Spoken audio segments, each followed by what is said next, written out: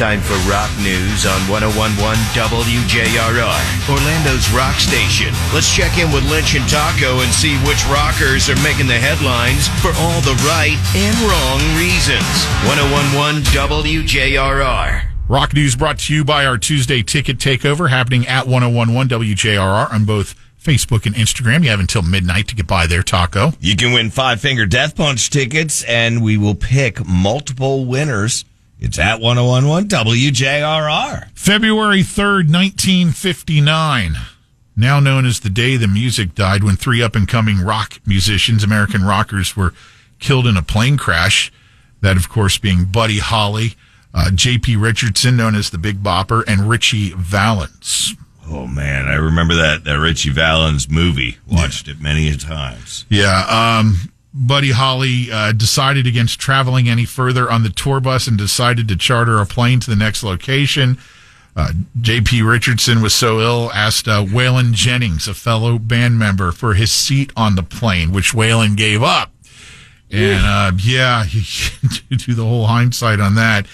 And then, they got on board and that thing went down, and thus the day the music died. And, of course, the song American Pie, which documents that whole tragic day in American rock history.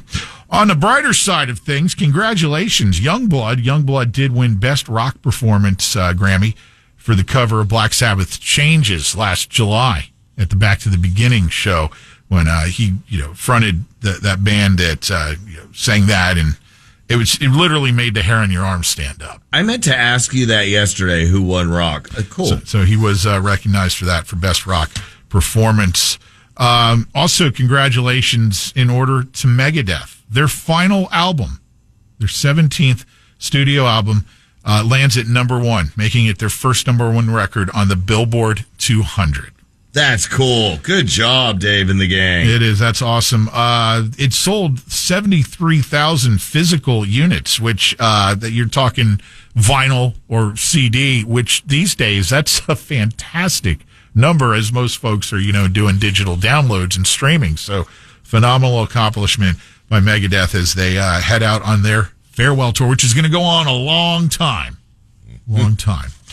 Netflix is going to air a documentary chronicling the early years of the Red Hot Chili Peppers. It's going to be coming out on March 20th. It's called The Rise of the Red Hot Chili Peppers. It's going to examine the band's early years and the influence of original guitarist Hilo Slovak, who died back in 1988. Now, here's where things get a little bit murky. The documentary includes interviews with Chili Peppers bassist Flea and frontman Anthony Kiedis, among others. However, as the news broke that the streaming platform was bringing out the documentary, the band all of a sudden made a statement distancing themselves from the project. What? Basically, I think that's code for they may not like how it turned out. I don't know. They're like, we had nothing to do with it creatively. He said, in our books, there's still not been a Red Hot Chili Peppers documentary that's been made that we approved of. There could be so much good information with that, with the history of, Under the Bridge, which, heroin use and everything else. Well, again, I haven't seen the documentary yet, but it sounds like they're focusing on the very, very early member Hilo Slovak, and it just really seems to me like Flea and Kiedis are like, I'm not really like where this is going, so who knows? But it's coming out regardless, and I don't think there's much they can do about it. Steven Tyler's attorneys like to think they're claiming a partial victory in a child sexual abuse lawsuit against him.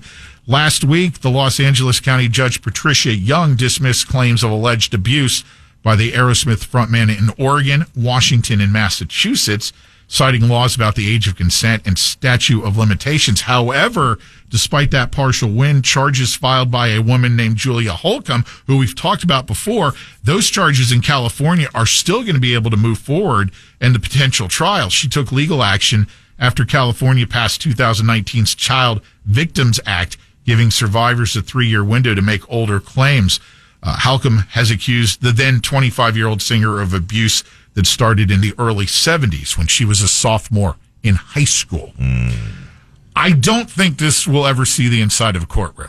personal opinion. I think there'll be some sort of settlement. Just it being out there kind of gives you that, like I said, and I'm creep feel. Pretty sure Tyler probably doesn't want the whole spectacle of a trial either.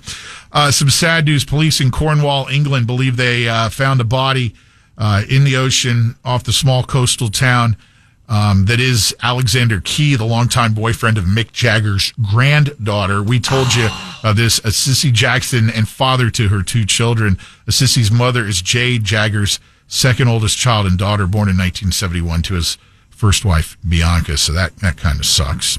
Did they say any? No, they haven't done tests yet. Just found. Body found, yeah. December 2023, the family of late Leonard Skinner guitarist Gary Rosington put his 80-acre Georgia estate on the market for $12 million. Turns out in December, 32 acres were sold for $4.7 million, bringing the price for the remaining acreage down to $7 million.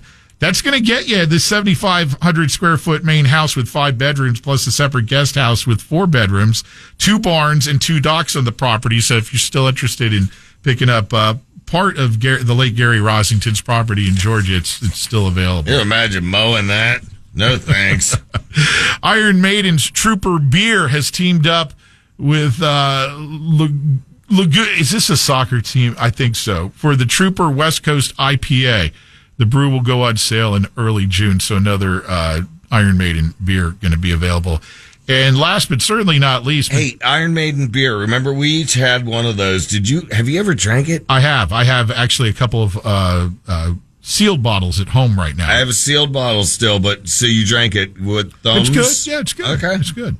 Metallica have announced the University of South Carolina are the winners of their Division I slot of their marching band competition that they've been doing every year. And besides winning new instruments, the Gamecocks will record a Metallica song and the EA Sports College Football theme song, both to be included in this year's EA College Sports college football video game. That's pretty cool, man. Again, shows how deep and cool Metallica is. You know what I'm saying? The creative things they come up with and their charity and everything else. Awesome. The other winner was Riverside City College, which is in the smaller division. So good job, Metallica, helping musicians even right down to the marching band level.